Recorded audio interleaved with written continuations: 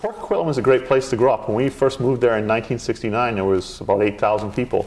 Now there's 55,000. It's very much, a growth area of the Lower Mainland in terms of taking the phenomenal growth we've seen, and so that impacts a lot of how I see the world and how I see politics.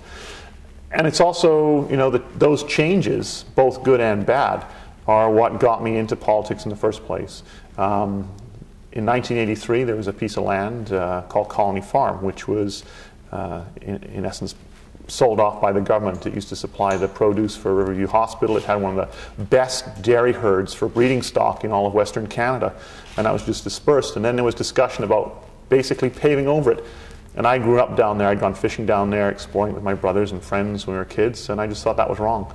And so I ran for city council to try and say, you know what, this shouldn't happen. This is an important piece of land that we need to protect and preserve it. And so when I became an MLA, one of my proudest moments was doing just that, was seeing it become part of the regional park system. The other is also a sense of, I think growing up there, is you realize,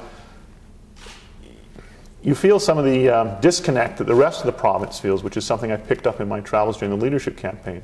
I come down to Vancouver quite a lot, meet friends, go for dinner, and often I'll say, well, why don't you come out to Poco for dinner in a couple of weeks? And I get this, well, that's so far.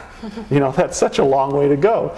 And I go, well, I'm only 45 minutes east. But if that's the sense that people have out in Port Coquitlam, which is a suburban community, you can understand why the rest of the province feels neglected sometimes. And I think that gives me a sense of some of the challenges that we face. And so those things have helped change, or have shaped my views of things.